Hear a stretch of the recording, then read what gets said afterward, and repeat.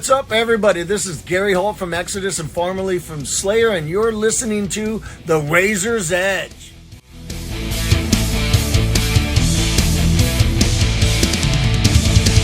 Hi, it's Kat from The Razor's Edge. I'm here with Rough Justice. How are you guys? Yeah, really, really good, thank you. Yeah, really good, enjoying the festival. Really good set earlier. Happy to be here. Massive turnout. Yeah, it was. We were... I mean, we're always a little bit nervous about stuff, but I think today we weren't sure whether as a hardcore band, we weren't sure how the more metal crowd would appreciate us. But I think we pulled a pretty good crowd. I think there's an appetite for it. I mean, obviously, if we hark back to the good old days when there was the crossover and hardcore, a lot of metal fans came from that. And I think now, definitely, this new wave, chatted to Malevolence when they first played here. That DIY thing was kind of gaining traction then, and it's not that much different, right? No, I mean, I think there's some very kind of conceptual lines drawn between metal and hardcore that don't actually exist. I think they're both genres in which people play very similar styles of music. Obviously, they have the different roots, like hardcore, maybe like punk. Metal, more like the Sabbath stuff, but then there's some Sabbath albums that are punk, so I think the lines that are drawn aren't as clear cut as people make them out to be, and I think we tread that line pretty nicely. Yeah, and it's all, both subgenres are about being ballsy, right, and having an opinion and not being frightened to say it, which I think is really important. Yeah, definitely. Yeah, 100%. I think me and you were having this conversation on the way down that it's like, I think for the last, hardcore has always been inherently very, very political. And I think in the last few years it's been something that kind of a lot of young people have been afraid to do, be on a platform and say what you really think has been a bit cringe. But I think now it's actually coming back the other way, where people are actually kind of really talking about the important stuff. Not that we kind of do massively, I guess. We a lot of our songs we kind of cover range topics, sort of mental health included and that sort of stuff. But I feel like it's important now, and a lot of people recognising to kind of their platform and actually doing good stuff with it. So yeah, definitely. And as you said, people aren't afraid to now, and I think it's really good that a metal festival, I hate to say that, I hate that, like Bloodstock, we are getting more eclectic bands through, whether it be hardcore, crossover. There was a prog band on earlier in the new stage.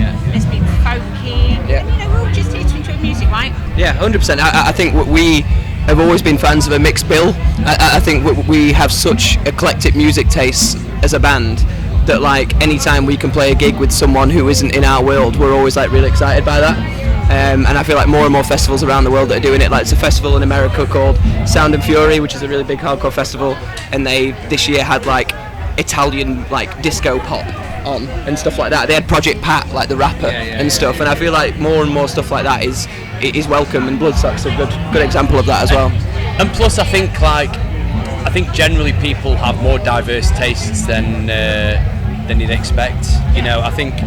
Like you said earlier, there's some more proggy bands on, and last year Opeth headlined, and arguably we're talking about these we're talking about these boundaries. Well, it's Opeth are a metal band, but they're also, if the later albums are just they're straight up prog albums. These boundaries are only a thing if you make them a thing. Yeah, we're really good at pigeonholing each other. Exactly. And that's something probably that we need to stop doing. Exactly. Right? Yeah, 100% agree with that. So Faith in Vain was out last year.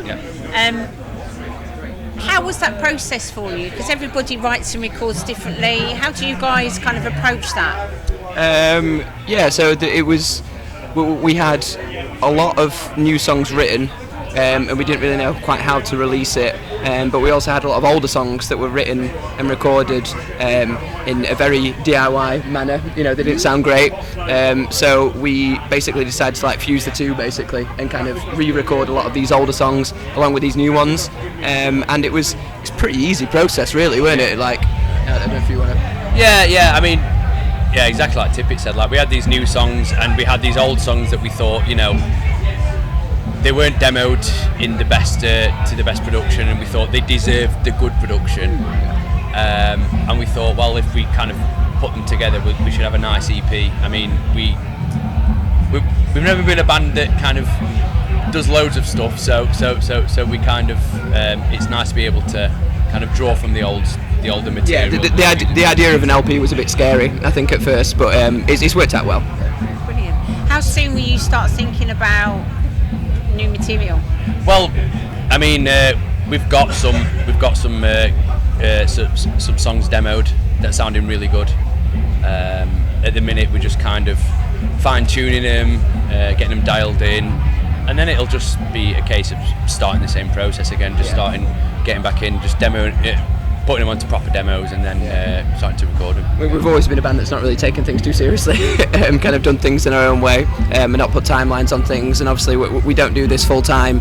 We have a lot of, we have very busy personal lives and stuff. So it's kind of anything we can do is a bonus, really. But yeah, playing in this band is an excuse for us all to hang out, basically, and that's why we do it. It's just because we love it. We're friends first, and it's always going to be that way, I think. And we've just all said today, it's like really cool how it's taken us to play Bloodstock today. Like it's we're so honoured to be here, and really, I mean, it's a hobby for us, lot, isn't it? It's nothing more than a hobby, really. I mean, our drummer plays in Malevolence, we're a massive band. Yeah. But for us, like it's very much a hobby. Like Tippy said, it's an excuse for friends to hang out and just play riffs together, and then. If it ends up taking us to Bloodstock, then that's happy with that. Bonus, right? That's the icing on the cake. Yeah, perfect. Yeah. And the north of England, especially the last few years, has been like really strong for kind of new bands. What is it like up there with venues and stuff at the moment? And is there a lot of new bands still coming through? I think it was a bit, talking Sheffield specifically, it was a little bit ropey for a few years, probably like 2015 to maybe to like 2018-19. There wasn't that many venues, and I still think Sheffield suffers from not having a venue that's kind of like 500 to 600 kind of size. There's only like this really small ones and the big ones, but having said that, the small ones are doing great. So like there's a great DIY venue in Sheffield that we've played a couple of times now called the Lughole, that was had a like prior location, has just moved to the Kelham Island area of the city, which is a really, really cool area, and they have a lot of, it's a fully DIY punk run venue. That's one of the best ones in the city.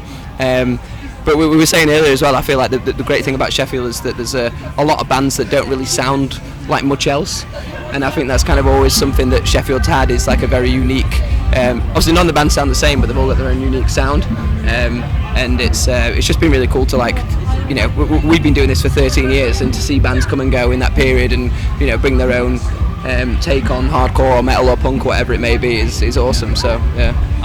I should also shout out a venue that's just kind of opened up in Sheffield that's put some good gigs on, Sydney and Matilda.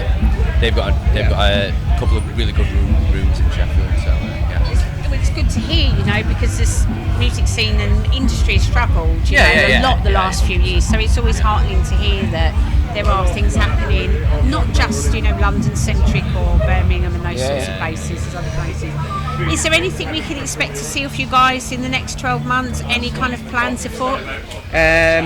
Hopefully new music, but like I think we mentioned earlier, no timelines on anything just yet.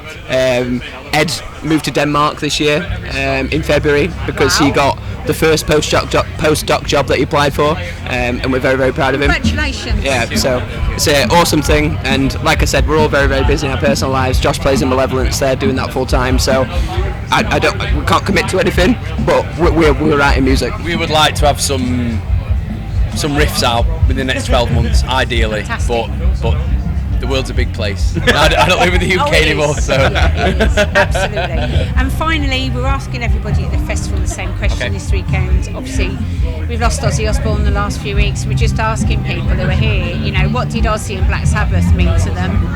Oh wow! Well, so my parents aren't really into heavy music, but I remember my dad showing me. What's the one that starts with the rain? Is it Black Sabbath. Black Sabbath, the song, when I was really young and being very scared by it. But I think it also kind of like, but with the music we play and stuff, there's an inherently sort of scary element to it. And I think maybe that did something to me as a young kid.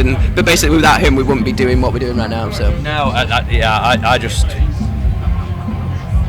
to me, it just means I mean, we said the day after he died, we've got like a group chat, the band and everything, and I think the best way I can put it is, I put in the group chat, I was like, you know, we're kind of talking about the influence Ozzy's had and everything on like music and the world and everything. But I just said, lads, if it weren't for Ozzy, us lot wouldn't have been friends.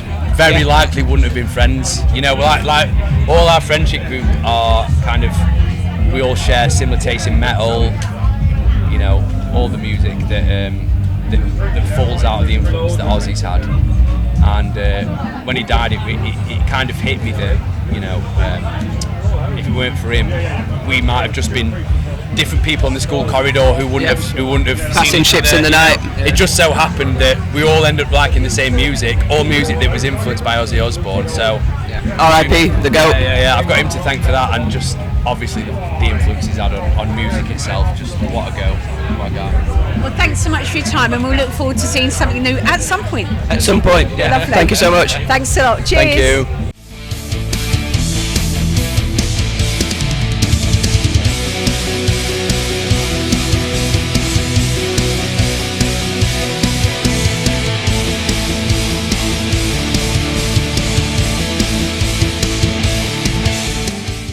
For listening. Make sure you keep up to date with all of our interviews by subscribing to our channel. For all the latest news, reviews, interviews and more, head over to our website www.therazorsedge.rocks.